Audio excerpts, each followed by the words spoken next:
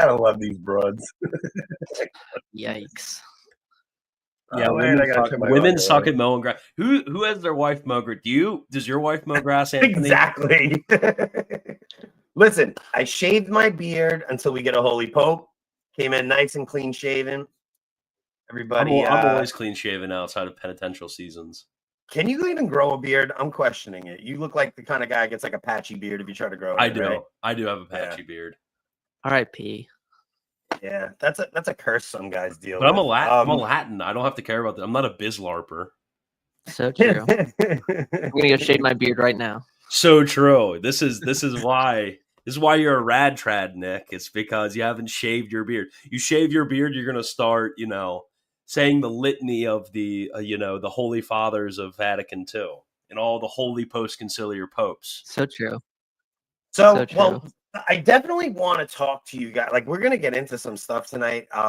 Some of the angles that I've been watching is I'm seeing all of the articles that are coming out, right? And the one that jumped out to me right off the bat was there was a New York Times article, and the New York Times set it up as Francis's legacy hangs in the balance, and there's conservative cardinals coming in talking about unity, but this unity is dangerous and they have to watch for it.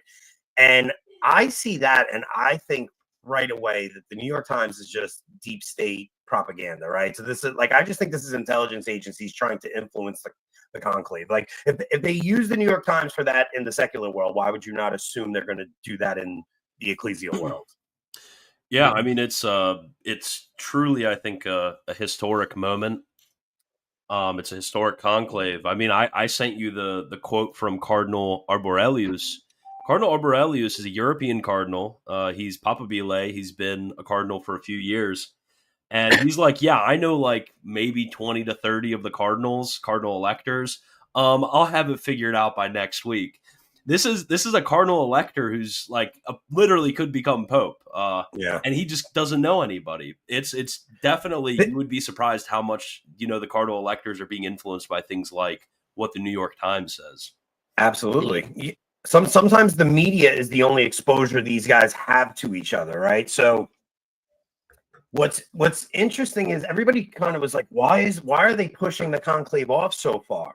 Like, it was, you had Francis's funeral. You're supposed to wait, I think, 15 days from his death or something, or 9 days from his death or something like that. But they pushed it off a little extra time. And my initial thought is just, well, yeah, these guys don't know each other. Like, the way Francis kind of operated was he didn't allow these guys to come to consistories so that they would all get to know each other and meet each other and hobnob and things like that. So you have all these cardinals, like the electorate is completely changed from the last conclave.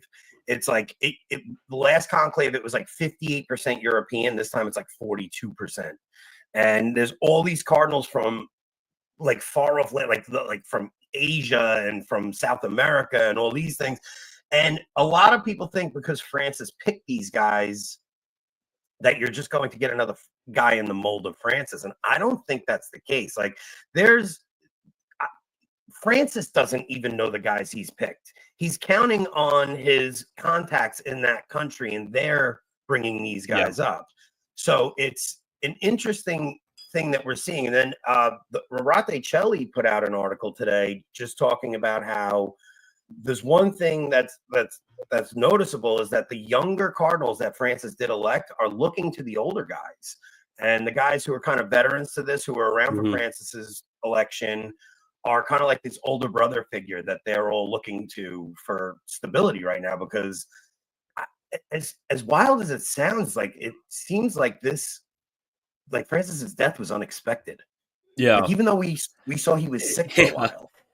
I saw that as well. Some of the cardinals saying that this was shocking. I don't know how it was shocking. You had how old was he? 88-year-old man who just got over bronchitis with 1.5 lungs, and apparently the cardinals are just shocked that he passed away. But I think the point you brought up is important, and I think that this definitely bodes well. Although I'm neither a prophet nor the son of a prophet. Yeah. I think we need to be clear that nobody knows who's going to be, what's going through the mind of the cardinals or who's going to become pope. But we can say, we can highlight those external circumstances of what they seem to indicate. is somebody like Erdo, Cardinal Erdo from Yeah. Hungary. He seems to be, from what I've seen, from what the Cardinals have expressed, he seems to be somebody who, we got to keep an eye out, because he's been conspicuously silent as well, which Yeah. is more telling sometimes than actually speaking out. So true. What was the percentage, Anthony, of Europeans? It was like 42. So last time was 58%. This time is 42%. It's like Dang. 17% from South America. There's like 50, Like it's like the U.S. consensus, man. What's going on? I All of a know, sudden? but what's interesting as well is that Erdo has friends in Africa. Like he's highly regarded in Africa, which those Cardinals are kind of a like such a weird mixed bag to think about, because they're Yeah. not in on the politicking, and I bet they could be very easily manipulated if, because I mean, I'm sure you've read about how previous conclaves have went, and it's usually not as squeaky clean and free from politicking as the rules seemingly lay out. So I think that's Yeah, something for to sure. consider. Well, you sent me this is a paragraph from that Roraticelli blog. Yesterday, we also received some tasty details from the General Congregation of Cardinals. The interventions of Cardinal Ike and Cardinal Robert Sarah were very well received. The former, with his doctrinal clarity and accurate diagnosis of the ecclesial situation in Europe, the latter, with a voice that, as always, combines spiritual strength with a verbal elegance that does not need to shout to convince. The good tone that prevails among the Cardinals is also surprising. There is courtesy, there is listening, and despite the open wounds of recent years, there is a desire for unity. So what I wanted to just touch on is we've had this very strange thing. So you guys are both converts. Nick comes in 2020, you come in 2022. Mm-hmm. If we happen to get a Cardinal Sarah or an Ike or an Erdo, or even like I'm telling you, everybody was like throwing Pizza Ball out because of his goofy name and stuff, and they're talking about the Israel-Palestine stuff. But what's interesting about Pizza Ball is that because he's dealing with so much stuff on the ground, you don't know his actual positions on some of the more controversial stuff. Like he's just not a guy who's out there, loud with the voice with these cultural issues, which leads me to believe he's probably much more on the conservative side, just because I think a lot of these guys tended to just quiet down about this stuff to keep their head down. And I think he really did have a lot going on the ground with being the patriarch of Jerusalem. Yeah. So, but what's interesting for you guys is you have never known a time where you are defending the Pope against the secular media. So what we've had for the past 12 years is the secular media raving about Francis, taking some things out of context to make it sound like he's saying something worse than he actually is at most times. And a lot of especially for converts coming in, like you come in, you're excited to become Catholic, like you want to defend the Pope, and you find that you're defending the Pope against other Catholics. Yeah. And that's got to be a very strange position to be in. Like neither of you ever lived through the days of Benedict and John Paul II, when Benedict gives that Regensburg address and the whole secular media comes after him, calling him Islamophobic and saying things like that. Like that's something you guys have never experienced, and there's a possibility you could. Yeah, it's definitely surreal for me, because I went through a discernment process, obviously, before I converted. And a big part of that discernment process, a major part of what was keeping me from converting, was the sort of aura that Francis had of this is a liberal pope, this is a progressive pope, which is falsifying Roman Catholicism. So that was a big part in considering my own conversion. And then obviously my Catholicism since then has been it's very weird to phrase it, especially now that he's dead, but it's been protective of Francis, I guess you could say, because I understand, coming from a point of somebody who is, especially speaking back to the Protestants. Yeah, exactly. Yeah, of course. Yeah. I want to communicate to them that things aren't as bad as you think. It doesn't mean that there's not problems. It just is. It's not something which is destroying or falsifying Catholicism. You can still come into the church, and that's something that I've needed to emphasize. But it would be really weird to have the actual. It's a meme. It's a meme. The actual most based pope ever, right? Yes. Now that he's gone, we can admit that was a meme the whole time. We weren't serious about that, but yeah, it's. I think that those are my thoughts on it. It's very bittersweet. It's very complicated, but I still love Pope Francis, but it's hard for me to lie to your face and say that I would want another 15 years. Francis II. Like, yeah, come exactly. on, that's just crazy. That the thing that we're going to, I think something that's going to be interesting. Nick said this to me in the break in the green room was like there could be a way that it flips where the guys who were pope-splaining are now on the other side. But I don't think it'll happen like that, because I do think those guys, most of them, not all of them, most of them, I'm not talking about like Mike Lewis and stuff. Like, those guys are going to freak out if you get a conservative pope. But I think the other guys, like, I think generally their instinct was to just, guard their father's nakedness, or however you'd want to phrase it. So, but I do think if the next pope comes in, let's just hypothetically say a Sirah comes in and Sirah says, okay, we're getting rid of the gay blessings thing. Like, we're just getting rid of it. Like, he's from Africa. Like, African bishops came together. What if he just says, look, this is a confusing statement. We're gonna scrap this one. If he comes in and he starts, he completely loosens the restrictions on TC and brings it back to Summorum Pontificum, then, like, please God, if something like this ever happened, let's say Cardinal Sirah celebrated a Latin Mass as the Pope, like something like that. Yeah. Now, if stuff like that starts happening, where you're seeing the Francis Pontificate kind of get overturned and flipped and stuff like that, I do think those guys are going to have a very difficult time seeing that they spent the last 12 years defending positions that are just getting tossed out. I mean, the next guy. You have to remember that, like, Cardinal Mueller, he's papabile. Cardinal Mueller, he has some degree of supporters. So Cardinal Mueller is not afraid to go out there and to even state that His Holiness has stated things which are heretical. And like, he came out the day after his death and had an interview where he made the comment of something like, nobody wants some old man, going around St. Peter's Square kissing babies. And this was like the day after Pope Francis died. I read that and I was like, that is definitely harsh. I don't think it was, proper to say something like that so near after His Holiness's death. But he's papabile. I mean, if he became Pope, I'm sure he would not shrink back from looking upon his predecessor as problematic. Yeah, that's well, people saying this, like Sirah is a Novus Ordo, bro. 100%. All these guys have Cardinal Mueller. Like, you guys don't understand. Cardinal Mueller, that we see him now as like this arch conservative.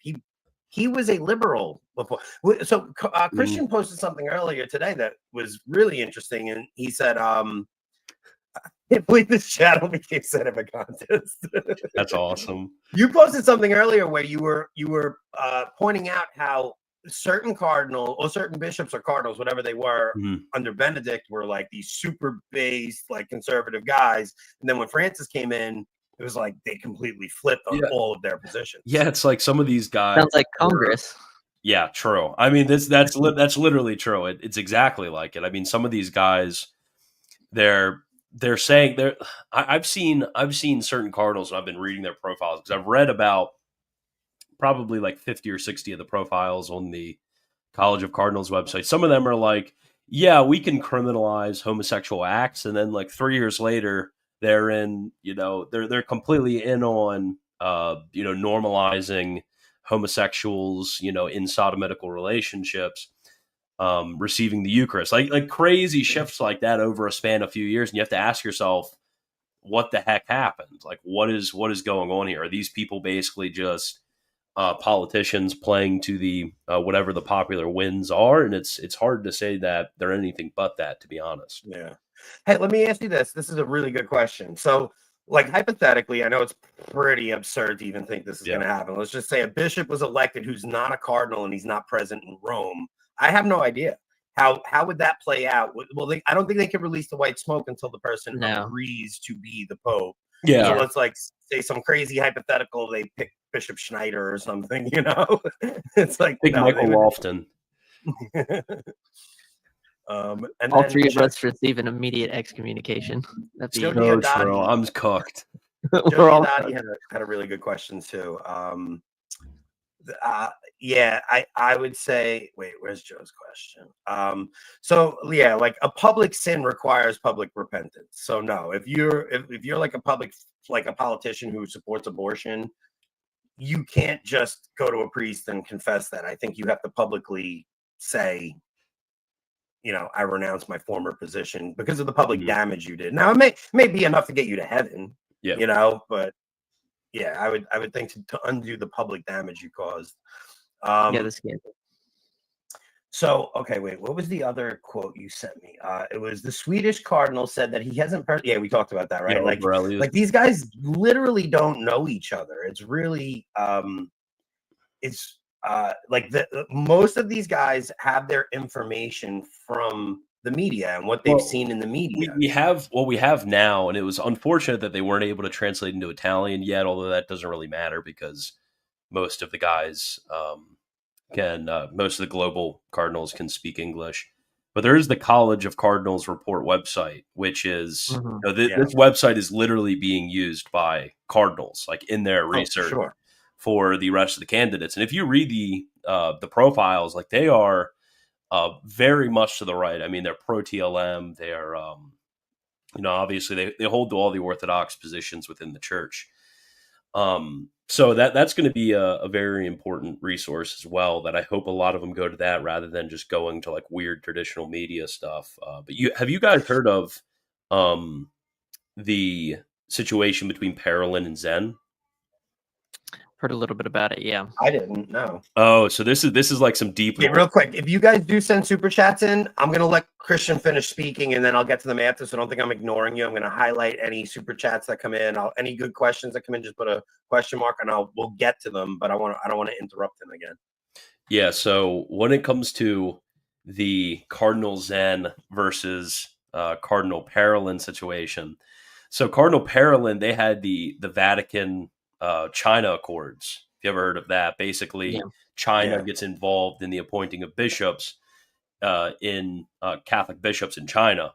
And obviously Cardinal Zen, he's been persecuted by the Chinese government. He's literally like on house arrest from the Chinese government. He's he's a living martyr right now, persecuted by the government. And Zen, like straight up, like went to the media and like called Parolin a liar. He's a liar. He's unscrupulous. He just like threw us to the dogs. Like he completely capitulated to the communists. And he's, I think, 93 years old. He's really old. And he wasn't able to travel at all, but the Chinese government let him have his passport back so he could travel for just this.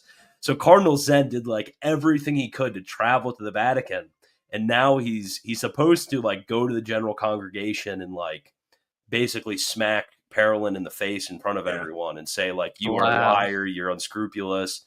So Parolin, I definitely think that he's shaking in his boots right now, because with a lot of those global South and Asian cardinals, they don't really know as much about the interior politics or some of these major events. They're just dedicated to serving their own communities. But if he did that, I think that would be like a death blow. It would definitely look. They're already like Parolin's trying to spread the rumor that he's got 50 votes already. Like that's how like messed up this guy is, and that is going to back. I don't think Parolin's even in the running. Honestly, I think he'd be way too controversial. I really don't think they're looking for that, and I also think that the guys who went so the Cardinals who lived through the John Paul II papacy and the Benedict papacy, I think that they kind of had this feeling that no matter who we put in, whether it's Bergoglio or anybody, like we're going to see a continuation of those two policies, which were essentially like, all right, liturgy is kind of up for grabs, but the doctrine cannot change. Like John Paul II was very clear on his Veritatis Splendor, and then Benedict came in. He was basically the head of the CDF during that pontificate. So I think they thought, well, the church is going to protect God will protect the church from error. And then when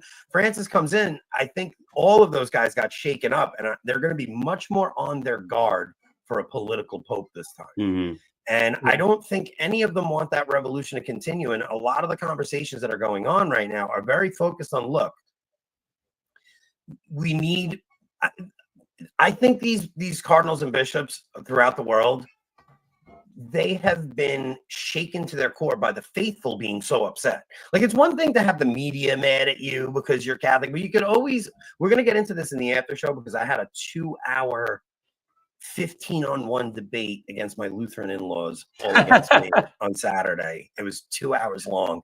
And when I tell you, we got into everything, it was, but this is basically like, these bishops are used to dealing with media and people like that coming in criticizing them because of their stance on gay unions or gay marriage and things like that. But they could always present the front and say, look, this is what the church teaches, like they could have their own nuanced approach to it, but this is what the church teaches. And that kind of all got, not that the teaching changed, but Francis kind of put these muddled statements out that made people think these teachings were up for grabs, and they're just not. So I think that these bishops and cardinals were really shaken by that. And I do think they want stability back, and they want their own faithful to love them. Yeah. It kind of depends on, I think, and this is a question for you too, but like, if they were to put in my view, if they were to put in say, hypothetically, a Seurat or a Burke, that would be the Catholic equivalent to, like, it's 2016 election night, and we just forget Obama, I was thinking just forget all of that. Basically, but yeah, there you go. It's that like ground shaking, right? It just absolutely freaks everybody out. But here's one reason I've been thinking, like, it wouldn't surprise me if Erdo is the candidate that they end up picking. And the reason for this is just because when you look at the whole panoply of candidates, they typically don't pick like a guy on the fringe, generally speaking. But the thing that we keep hearing over and over and over again is some type of unity pope, and also a pope that will be solid on doctrine. Now, I don't know if you guys watched the funeral of Pope Francis, but when you watched his funeral, there was so much Latin, there's Gregorian chant, there's polyphony. Yeah. They were busting out all the old copes. They got rid of I had a friend who sent me these photos. They got rid of the candlesticks that Pope Francis used on the high altar of St. Peter, and they put back in like the old golden ones from the Benedict era. So it's like, clearly they missed the pomp and circumstance of Catholicism, man. I saw all that, right? The like, literally they didn't wait for his body to cool, and they were like pulling out the old cope. They were pulling out, the gold pectoral crosses again. It was wild. I have a friend who's he's kind of like a penitential hermit, like discerning hermit, that's over in Rome right now. He goes to the Angelicum, so he's in St. Peter's fairly often, and he was informed that back in like the last few years, the Holy Father banned most, if not all, just any type of form of mass from taking place at the side altars. And the sacristans would have to come out, and they would have to stop people if they were just going to be going up to say mass. And it was just really, really awkward. So my thought is, it's like, okay, clearly there's a lot of people who want the pomp and circumstance. When you take that with the whole, we want a unity pope, but we don't want to go so far right as to just freak everybody out. I feel like Erdo or something like that would be the candidate, because he would be, at least in our view, like center right. And they're also dealing with things like, so Francis tried to get away from this idea that the church is European, right? So he's electing all these cardinals from outside of Europe, but Catholicism and Europe are inseparable. Like the faith is Europe, and Europe is the faith. It's just, you do need a very European Bishop of Rome because of what Europe is going through in particular right now, with all the immigration and all the problems they're facing. They're on the verge of losing the faith. Like, you really do need a a European pope for that reason. I mean, it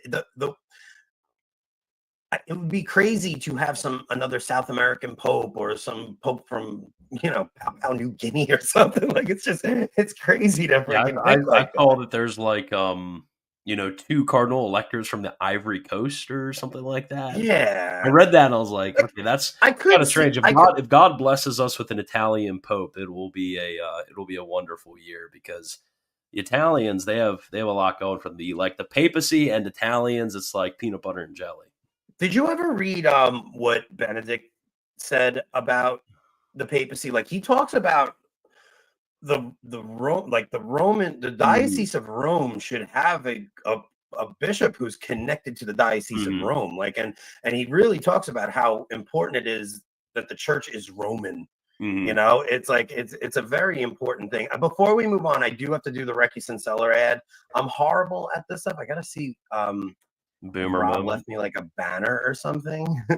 But Recce and Cellars is our sponsor and they are amazing.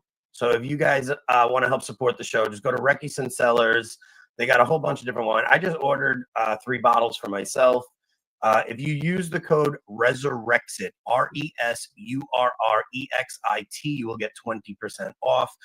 The wine is phenomenal. It's the best way to support our show. So I had to just get that done. And usually Rob's better at that stuff. I want to get to Andy's comment. Where the heck is it? Mr. Wagner, your deeply felt reaction to Pope Francis's death tempered my reaction to act on the side of charity. Thank you for that. I appreciate it.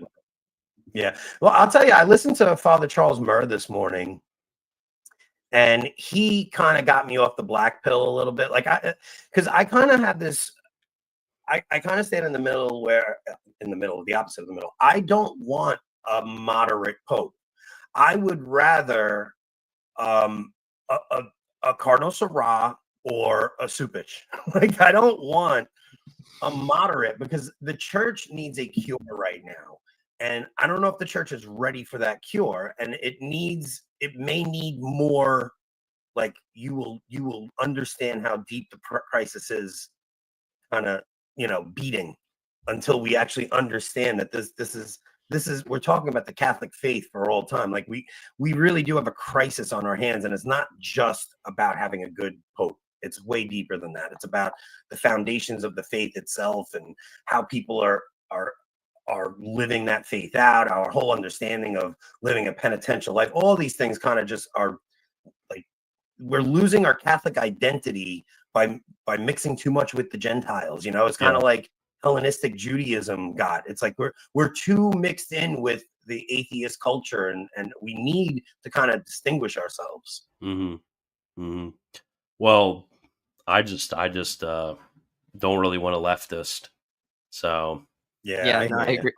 I'm glad to hear that. It would be a nightmare. It would be a nightmare for me because I just don't even know how I would continue persuasively evangelizing. I guess I would need to change, not exactly change anything essential about what I believe, obviously, or the doctrinal principles, but change my approach for sure.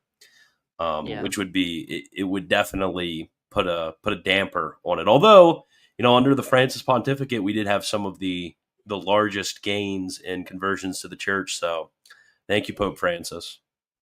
Well, I think what was interesting about Francis was he would always push to the boundary, but like not cross it. You know what I mean? Like it was like, he kept flaunting the female deacon thing, but he never gave it to you. He would flaunt these things to make people think the church was going to do the thing. And then he, like the married priest thing, all of them, he brought you right to the precipice, and then he backed off. So I kind of think that is the Holy Spirit protecting it from going too far. So I don't know. It, like you said, it'll be very difficult to evangelize under a pope like that. I think it was under Francis. But yeah, it'd be rough. I mean, the reason I say this is, everyone keep my parents in your prayers. It's like my parents have gone from like anti-Catholic to like every once in a while going to the TLM with me, to like every once in a while, like even on their own, going to adoration, to now they're like reading Scott Hahn. So it's like very, very Yeah. slow. But if we were to have like a Paralin come out or something like that, it would just like my parents. You gotta understand. It's like they're technically not baby boomers, but they're baby boomers. You know what I'm Yeah. saying? And it's like these are Fox News Yeah, conservatives. my dad too, man. And so I'm just like picture trying to like explain for another 15 years. So guys, what this really means is this, man, it was so hard. Yeah, It- then we get pizza ball, and the Fox News conservatives have a different reason for hating us. exactly. I was like, I was trolling with people. I was Have like, you watch. have You're you gonna have you seen the Ick Cardinal Ick? There was an article written about him, like when he became a cardinal. There were when he became a bishop, there was like national like freak out all throughout the Netherlands. Like people hated him. They were like thinking of literally charging him with like hate crimes for the ways in which he talked about gay people.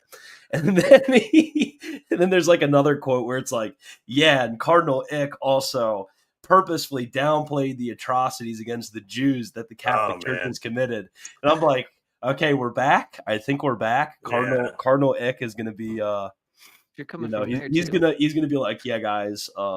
I don't know why they're complaining. We never mistreated you guys. The papacy has always treated you guys much better than you deserved.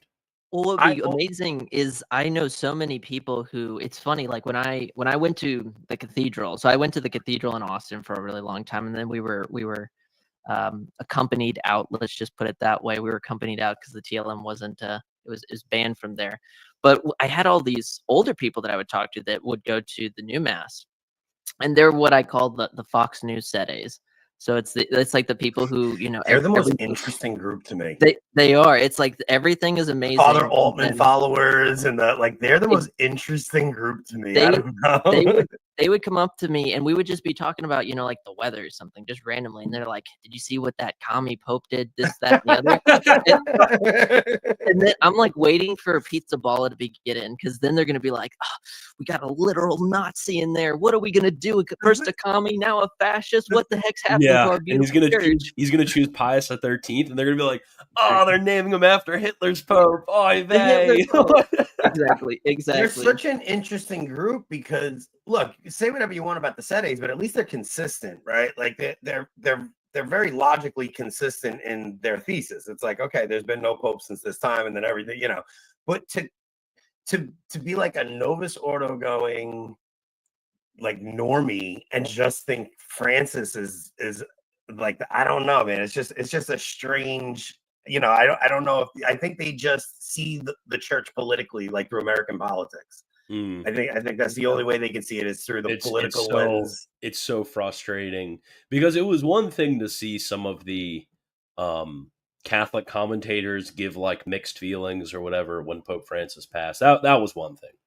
Like, not exactly excited about hearing stuff like that, but at least I'm more understanding towards it. But then you have like the QAnon tards who are out there saying like, "Oh, the globalist commie Pope is finally dead." Yeah. And it's like, it's some, like whorish woman who, who like literally has never had, a illuminating thought in her entire life. And all she does is, garner simps. That's her entire follower base. And she gets special treatment because she's a woman. And she's out there critiquing, His Holiness, the successor of St. Peter. And it's like, come on, guys. We can't just pretend that these people, have anything worthwhile to say about, our Pope. Like we can come together to tell them, my position on this was always, look, if any Protestant ever said something about Francis, I'd attack them because, like, you don't get to talk about my family like this. But, like, if I'm talking inside baseball with my Catholic brothers, it's like, all right, look, guys, we got a little bit of a problem over here. You know what I mean? But, like, nobody outside the family is allowed to have that conversation. That's an internal family dialogue. Yeah, especially women. Especially women. Could you imagine some random woman like yelling at your dad? Like that'd be awful. Oh, yeah. Some broad, really some broad out there, yelling at your dad. Did you hear about the theologian who sent a letter to Cardinal Farrell imploring an investigation of Pope Francis being a heretic? He quoted Pope John IV and St. Pius V. Any thoughts on that? I didn't hear about this. Nope. I heard a little bit about this, but I answered this actually to some friends the other day. It's not going to happen. It's not going to happen. I mean, basically two things. One, I actually fully agree with Christian. I was appalled at some of even my friends who, like, when Pope Francis passed away, were just like gleeful.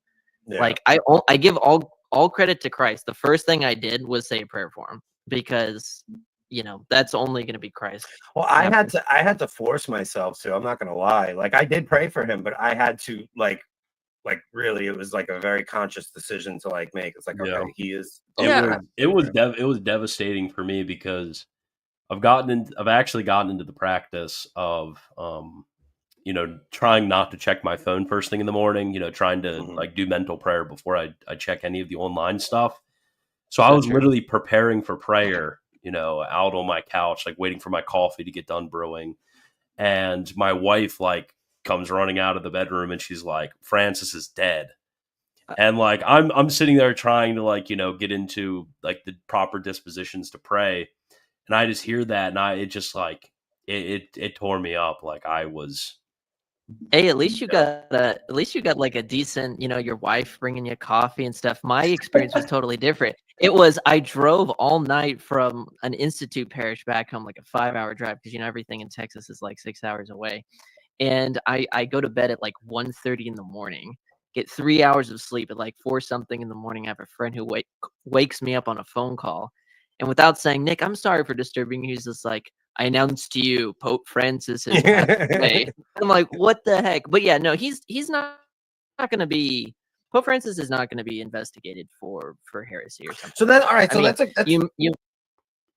All right. So listen, here's what I don't think he'll be investigated either. But the thing is, we all witnessed the presidential election get robbed, right? Like we all saw that in 2020. Like we watched an assassination attempt. Like I was like, what? we've seen some wild things in the past few years, right? Like, yeah, really wild things we've seen. Do you think it's impossible that there's such a division inside this conclave that you get two claimants, that there's such a division in this conclave that maybe a group of cardinals break off and say, no, we're going to pick our own guy? Like there's whatever happens, I'm Team Tagle. I'm just saying, we live in some very interesting times, and everything's being presented to us right now like, oh, everything, the men are so cordial and everything's that.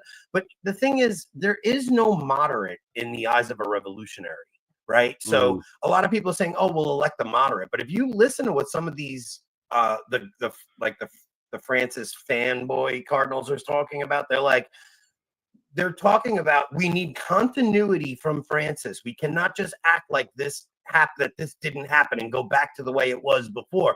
And it's like, this is very bizarre that these guys are now talking about continuity when all the Catholics who lived through the revolution, when they mentioned continuity, it was like, no, because Benedict tried really hard to make a hermeneutic of continuity where we saw a continuation of Catholicism. It wasn't a rupture. It was, but Francis came in and kind of threw that thesis on its head a little bit. And now the revolutionaries are like, well, we need continuity with Francis. So in my mind, I look at that and it's just, those guys do not see a moderate as a possibility. There is no moderate. No. It's the revolution must continue. So if you did get a guy like we've been talking about this entire show, I don't put it past a group of left-wing crazy nuts to go and try and elect their own guy, and the German church breaks away and we get a real schism. It's perfectly possible. There's nothing theologically against it. I don't think it's entirely probable, but working with probabilities, anything can happen. Yeah. I think it was Mueller actually who brought this very topic up, not like in the last week or something like that. But I don't know if he said he was talking about the German church. I think he mentioned it, but I thought about the reality of if we were to get a Seurat in there or a Burke in there, it would not surprise me if German bishops would leave, because it's like after Pope Francis has passed, we've seen them go ahead and push forward like the full on, just, if you will, full-throated blessing of homosexuality. It's like, when it comes to the German bishops, I can't imagine under a orthodox, well, pastorally conservative. That's the way I like to phrase it. Rather than orthodox, because I do think Pope Francis was orthodox. A pastorally conservative, not slum priest, worker priest, man of the people, kind of like how Pope Francis was, but like a like a stickler for the rules. When it comes to one of these individuals, if they become pope, I can't imagine that many would just sit back and tolerate what the German bishops are doing. So it seems like there's going to be a schism one way or another. I can't foresee that's what I'm saying. So look, I'm looking at it like, if you get even what they would consider a moderate or a center right guy, right? Because all of these guys are conciliar guys. Like they're products of the council. I mean, Kale pointed out earlier today that the majority of the cardinals that are there today were around 20 years old when the council closed. Or so that means they got ordained in the old rite, and then the rite switched right up to the Novus Ordo right after their ordination around that. So these guys are still, they may not have participated in the council, but they are still children of the council. And they lived through that revolution. Now, I think if you got a guy who's in the mold that we've been talking about, a Syrah, an Erdo, a Pizza Ball, or somebody like that, I think that there is grace that comes with the office that could be conferred upon them. And when they see the revolt from the German bishops and they see the revolt from the media, like they may pull like a real hard, just say, you know what, it's like you're not going to gain the love of the world. You may as well bring the Catholic faith fully to the people. And that's what I really pray for. Yeah. It could come down to the situation of just, at the end of the day, and I'm not saying this to, be rude to them, but like cardinals are politicians, bishops are politicians. And so sometimes it can come down to just something like, okay, if this pope was to be in, like if a Syrah was to be in and he was just to come out, as one of his first addresses, just like, the two great enemies of the West, Islam and homosexuality. It's like, okay, Nick doesn't really see the Germans sticking around unless there's some type of lucrative reason to stick around or political reason to stick around. That would be the only thing. Well, they would have, yeah, because they would lose all of their financial. So like the German church, the way it operates is people get taxed right out of their paychecks, and it goes right to the church. So if you want a Catholic burial, a Catholic funeral, even if you don't go to mass every week, like you need to pay that tax. Now, if they break away from the Catholic Church, I don't know what happens with that. But I mean, all the German bishops just need to be arrested and thrown in prison. Sanchez, this makes the most sense, honestly.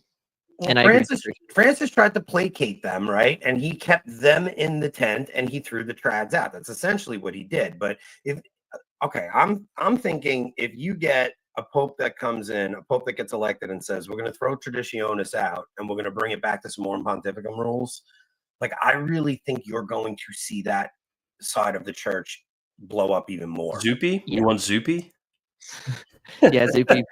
He's the moderate. Have you looked into Zuppi at all, Anthony? Not at all. It's so funny. He's kind of like he's a progressive cardinal, but so he's like Sant'Egidio. I think he's Sant'Egidio aligned. He's he's probably a little bit further left than Francis. He's kind of like the little bit more progressive option for the Italians over Parolin. But Zuppi, even though he's a super big progressive, he celebrates the Latin Mass and he loves the Latin Mass, and he probably would reverse. He probably would reverse the rules back to the Benedict XVI rules, which is it's really funny. We would have we'd have our. I think I saw that the German bishops did a gay, some sort of gay, I don't know, gay aligned mass of celebration or something stupid like that. We would get the gay aligned TLM would be. Well, the thing is, those guys, look, some of those guys, awful. They are gay and they love the pageantry of it. It's like right? Anglicans. Yeah. The Anglicans, they're gay and they just love the liturgy. They love the pageantry of it. Right. So you even said how the right after Francis goes, they start bringing out all of these old these old things, that because there is something so unique. Like, okay, so I passed this video around today of like a charismatic worship thing, and I'm like, would you want to be at this? And everybody's like, half the people are like, well, as long as it's not at mass, I'm fine with it. And it's like, no, like, no, don't say that. Like, we are Catholic, and Catholics are wholly unique in our weirdness. Like, we incorporate paganism. We don't incorporate evangelical charismatic stuff. That's not what Catholics are supposed to do. Like, we need to be uniquely weird in our ritual. Like, and the thing is, that weird ritual that we do attracts people, and it attracts a lot of people. And this was part of the conversation we'll get into in the next show, because my brother-in-law, who was really not raised in much of any faith, we were talking to his mother, and his mother is a former Catholic who left the Catholic Church. She divorced his father, and now she's in a same-sex relationship. And then she went to an Episcopalian church and all over the place. But she grew up in the Revolution, and my brother-in-law was like talking about like church, and he's like, I don't know if I'm gonna go to church. Like, I kind of want to go where they got incense, and like I don't understand what's going on. And she just could not wrap her head around why we wanted this ancient ritual like that. Like, she lived through the Revolution, and she couldn't stand. She was giving me the same lines my mom gave me that we talked about with Kale the other night. And she's like, we couldn't understand anything. That mass was so stuffy. We didn't know what was going on, this and that. But I think those are just catchphrases that they were told, and that they, like, I don't think they actually thought that. They never, it's not like they, they were little kids during this thing, and they kind of heard the catchphrases of the day going around. But there's something really bizarre about Catholic ritual that attracts people, and especially the young people that are coming, and they're seeing the chaos of the modern world, and they're like, I want to go back to something stable and ancient, and they love the ritual of it. Yeah, it's funny because I was just talking to my mother about this. My mother, she's very Protestant, definitely not a Catholic, but she told me, we had a conversation. She told me that she can really understand like why a lot of the younger people, especially with all of the disorder and dismay around us, that we are attracted to something like Catholicism. Because she's like, the way that I view Catholicism, which is really weird because a lot of people actually still view us like this. Like, the way I view Catholicism, they are like completely resistant to any sort of change. Like, they will stand up to the abortion stuff. They'll stand up to the gay marriage stuff. They'll stand up to, the contraception stuff. And they, no matter what, no matter how many people disagree with them, they'll always kind of stick with it. And people still have this view of the church, even though it's kind of funny because a lot of people within the church don't have that view of the church. It's a lot of people outside of the church that have this view of the church. Yeah, it's really interesting, man. We're gonna get into it on the next show, because I don't want to, in case anybody ever sees this like on YouTube, but it was such an interesting conversation, and it came about because my nephew made his first communion, and I'm his godfather, and it was at a Lutheran church.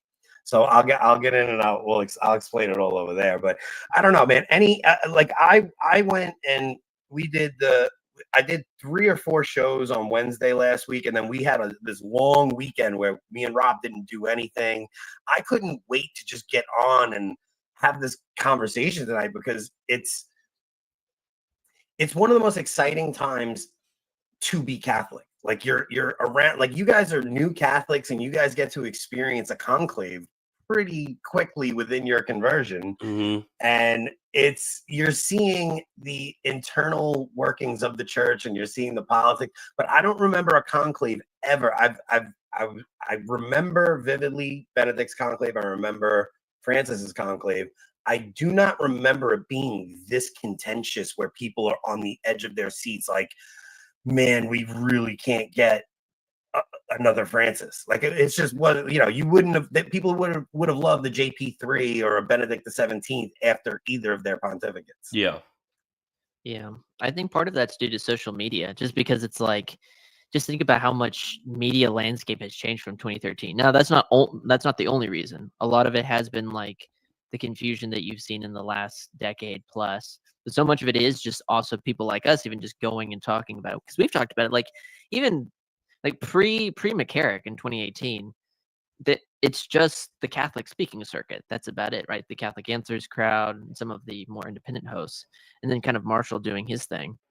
And then after 2018, and especially after COVID, everything blew up. I mean, a decade ago, any of these conversations, especially where it's just like three guys hanging out, just chatting about church politics, it's just so foreign. Because, like, let's be honest, the only popular Catholic YouTube back then, and also kind of true today, is like 5 easy steps to debunk sola scriptura, and it's just like, wow, this So is real. the 50 billionth video. I think people would prefer this to like the professional Catholic pundits on EWTN, and I think that the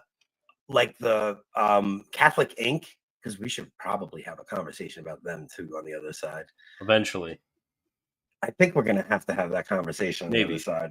We're going to have to do the Catholic Inc. conversation because those guys, I think they would love to be sitting and having a conversation like this, but none of them have set themselves up to do it. You know, like they didn't put themselves in this realm where they could be honest about things. Like they're kind of in a position where they have to toe certain lines because they have donors and things like that. So they can't just have these outright honest conversations about things. So I do think we provide a unique insight into these, like what people would want to listen to as a conclave is coming up. Mm-hmm. Yeah, for sure. And yeah, people are saying I'm hope pilling. Yeah. Okay. So I watched. Bro, I'm just saying, I like it. I like it compared to the other night. The other night, you were just like, Nick, you're out of your mind. Well, so what happened was nice. I saw Vigano's letter, and rip. It was just like such a black pill, and I'm like, man, I gotta figure out how I want to go into this because first off, none of us know what's going to happen. None of us know. So we could sit here and like, yeah, it's fun to speculate and it's fun to talk about this stuff and say, oh, what if? But none of us know what's actually going to happen. So I'm not going to go into this blackpilling. Like I want to go into this, and especially for the new Catholics who've never experienced what it's like to have a pope who you felt like had your back. Like I want a pope who I feel like loves his Catholic children. Like I want a pope with a father's heart, which I really it's really nice to have a conversation with Christian because now that Francis has passed, you can be a little more honest about this stuff because I do know the difficulty that a lot of people had during the pontificate. It's like you're afraid to say certain things. And the people that did say it, people were accusing us of being crypto-sedes and things like that. But there is something very different about having a pope who you feel like loves you and at least has your back. So when you're defending these difficult issues, like, you know, fighting people on the abortion issue or on the contraception issue or any of the big issues, you at least felt like the people who were in charge loved you and had your back. And even the cardinals that we see now as progressive leftist lunatics, those guys even towed the company line and would come to all the pro-life events, and they would it was a very different church 12 years ago. Mm-hmm. Very different. And it's not as different as it was from before the council, but like, you know, the pre-conciliar church and the post-conciliar church are drastically different. Don't get me wrong, but there's still a very big difference in the Benedict church and the Francis church. And I don't know what comes next. I'm just praying that whatever pope gets elected, there is grace that comes with the office. And I also do believe God has not abandoned his church. Amen. Like, don't believe God has abandoned this church. I do think that God still knows. And no matter what happens, even if we do get a bad pope, I'm like fully confident that it is part of the story of salvation history, and God intends for that to be what happens to us in that time. Exactly. So Christian put out a really good video like the day after something. You were going over basically the conclave, and you had this really good line at the very end that like synthesized my feeling on things, which was, you know, God, essentially something like, God is still on the throne. I still have hope in God. It's going to be okay. That was the basic gist behind it.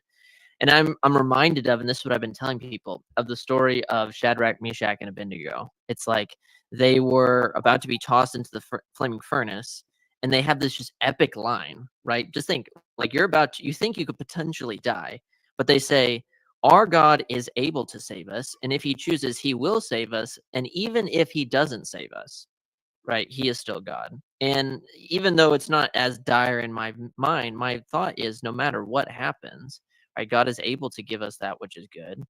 And even if he doesn't, he is still good, and the Catholic Church is still true. Mm-hmm. Absolutely.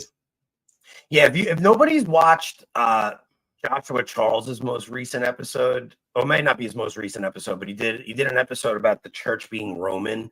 It was 3 hours of some of the most, like, it was probably the best podcast I've heard in years. And dude, it was so good. First off, they go at the end of the episode, they talk about how the incident where the Pharisees come to Jesus about should we pay taxes to Caesar?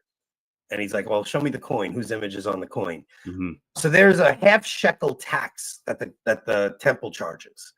And there's the half shekel like stops being minted by the Roman Empire. So the Pharisees go to the Roman Empire and they ask them if they can mint the coin and all this stuff. And the Roman Empire only agrees to let them mint a coin that has the image of Baal on it. So the Pharisees were telling people you can't pay images, or you can't use the Roman coin to pay your taxes to the temple because that would be like offering idol worship, right? But really, the half shekel that they get minted has the image of an idol on it anyway. So, but the way he explained it, like he goes into it, I'm doing such a terrible job butchering it right now, but what the Pharisees were doing with the court of the Gentiles, which is the outer court of the temple where the Gentiles are supposed to be able to come and worship the God of Israel, they were implicitly denying that the covenant could be shared with the Gentiles. Like in this act that they were doing, they were implicitly denying that the covenant could be shared with the Gentiles. So all those prophecies in the Old Testament about, the Gentiles have seen a great light and all those things, like this is why Jesus goes in and he overturns the tables in the temple is because of the things they're doing there. But that whole podcast just goes into how when we say we're Roman Catholic, it doesn't mean Latin Catholic. So true. It's not so Latin true. Catholic. Like especially if you're Byzantine Catholic, like the Byzantine Empire was the Roman Empire. Like there is no salvation outside the Roman Catholic Church. That doesn't mean the Latin rite. There are plenty of rites. There's 27 rites under the Roman Catholic Church. Yeah, I was about to say, did they mention Roman being one of the marks of the church in that podcast? podcast? The mark of Romanness. Yeah, I've brought this up multiple times to Eastern Catholics, and for some reason they always seethe about this, but I guess it's a. Well, you have the right procedure. I've told people, I said, Christian, if he were Pope, he would do the best thing. He would go after the Bizlarpers. He'd take a bunch of scissors, cut off all their beards, force them to say the TLM. And if I was Pope, I'd make those things happen. And I'd say, I know you're married, but I'm going to ship all your wives off to convents. Well, I would do that too. But I would do that too. I mean, I am very much a fan of holy celibacy. But yeah, I've brought this up with a lot of people who are Byzantine or various forms of Eastern Catholic before, and they always seem to be very sour about it. But it doesn't make any sense to me. It's like, are you pledge allegiance or pledge your fealty to the Bishop of Rome? Like how could this possibly be offensive to you to call you Roman Catholic? Like we have our Catholicity through our communion with the Roman Pontiff. The definition of schism, is being out of communion with the Roman Pontiff and those that are in communion with him. Yeah. So I cannot even conceive in my mind how one could be offended by being called a Roman Catholic. Well, because the term is first devised as an insult, because the mark of the church is Roman. But like, you have to think about the structure of the church. The church is the Pope in Rome, which was Caesar was in Rome, and then all of his governors throughout the empire, and they would govern their provinces and things like that. And that's the Pope in Rome, and all the bishops govern their provinces. Like, the church is Roman in its structure. It's Roman in the way it's built. But the term Roman Catholic comes about from Protestants trying to insult us, calling us Romanists. So like the church was actually hesitant to accept the term Roman Catholic, but then eventually it did when it really started to understand, like, or work out, on paper what that actually means. And then they were like, yes, we are Roman Catholic. So Bobby said, the conflating of Latin rite with Roman Catholic is a problem in the East. I always refer to it at the Latin or Western Church to distinguish. I'm Byzantine, which means I'm explicitly Roman Catholic, but still a Bizlarper.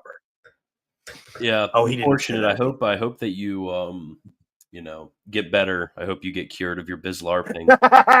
Listen, I think was talking with one of these guys in real life, one of the bizlarpers, and I was like, you're a Roman Catholic. You're just not a Latin Catholic. And they look at me and they're like, oh yeah, that's awesome. Yeah, I'm gonna start using that. You could easily evangelize the bizlarpers towards one of the closer and biggest closer to tweets. shaving their beards if you just show them how they could be called Roman Catholics. Then it'll just solve all their problems. One of the biggest tweets I ever have is I said, there's no salvation outside the Roman Catholic Church. And all the Easterners flipped out on me. I'm like, That's you guys quote from don't know what Blessed you're Pius talking about. IX. Yeah, I always try to show them I'm like, have you heard, you know what the theological note is for the Mark of Romanus, right? And they're like, what's the theological note? And I'm like, well, there you go. Okay, so we're going to wrap this side up, and we are going to go over to locals, and we're going to Christian, you can leave it on your channel if you want. Yeah, so if you want to get it for free, come over to our channel. That's not cool. All right, you know what? We'll leave it. Yeah, because yeah, that's actually fine. Yeah, if you guys aren't local subscribers, you should be, because you guys are cheap, and I don't like cheapos. But you guys should definitely be local subscribers on our channel, not Christian's channel. So if you want to support the show, come over to locals. But if you are too cheap and you won't reach into your pockets, go over to Christian's channel, which is Scholastic Answers. And you can watch the rest of the show over there. Please subscribe to the Traditional Thomist. Nick's doing a bunch of nerdy stuff over on his channel. His stuff is actually a lot less nerdy now. It's more, I think a voice crying out in the wilderness of Catholic YouTube. I like a lot of the change in content. Yeah, I appreciate it, man. I was telling people, like, you and I, we should do a De Revelatione series. Yeah, like, slowly that would. Go through both volumes, like, actually slowly but surely take our time. I need to Ethan Dolan, my friend Ethan Dolan, he was on Pints of Aquinas actually probably like a year and a half ago. But I need to introduce you to my friend Ethan, because we read through a lot of it together, and that was just so formative for us, because it confirmed a lot of the things that we had determined when we were struggling with Protestantism and then eventually converted. Yeah, they're great books. I've taken 2 courses. I'm actually finishing up one more course on De Revelatione as we speak, using these textbooks. Awesome. And so they're just phenomenal. I'm like, we gotta do some type of series. But the only person I know out there would be Christian. Yeah, well, Ethan, he's like one of the only base YouTubers out there. You could bring on Michael Lofton for a De Revelatione series. That could be fun. Like, that could be fun. If they don't want to make a locals account, just make a Patreon account and then become my patron. So true. Okay, so listen, people who are saying they don't want to create a locals account. Wait, where is that? I will say this: the conversations we have over on locals are much more personal, much. We kind of we say things. I share things I would never share on YouTube. So if it takes 2 seconds to go start a locals account, but yeah, if you guys. I'll be watching on Christian's channel. I called you a bizlarper too. So is it because Christian, you're not getting any love from Christian over there, Bobby? So you better not go. All right, so we're gonna go over there. I want to tell you guys what happened to me on Saturday, and then I think we might have to have a conversation about Catholic Inc. Not just Catholic Inc. There's other people too, that the way they're handling conversations. I saw Eric Sammons called Candace Owens a total nut job because of her position on the moon landing. Then you see Jordan Peterson calling people psychopaths and all these other things because they are starting to notice things. And I think that if they don't figure out how to handle this conversation better, they're going to have a major problem, because you can't just write people off as crazy and psychopaths and nut jobs, because we've lived through a lot of events over the past 15 years, mainly the past 6 years, though, with what the government did to us, that people are starting to look at all of the narratives they've been fed for a very long time. And they're starting to question everything. And they're not going to be opposed to hearing a point of view that says, yeah, maybe we didn't land on the moon because the government lies to us about everything. The same people that killed JFK that same decade might have lied to us about landing on the moon. Maybe the narrative we heard from World War II is nonsense. They need to, if they want me to stick with these narratives that they've been giving, they're going to have to present a better story than they've given me. So we're going to talk about that on the other side. We will see you guys there Thursday night. Rob will be back, and we will talk to you guys there. Let me start removing some of these things. All right, I gotta leave. All right, I gotta take YouTube off. Right, that's YouTube. Remove. See you later, YouTube. Okay. If you really enjoy this channel, please consider becoming a patron at patreon.com/militant Thomist. At the first level, you get access to the private Discord. At the second level, you get access to weekly bonus videos. At the third level, you get access to free translations, articles, and notes on the Summa of St. Thomas. On the fourth level, you get access to course videos and DM questions. And beyond this, there are many other benefits, so please make sure to check out patreon.com/militant Thomist.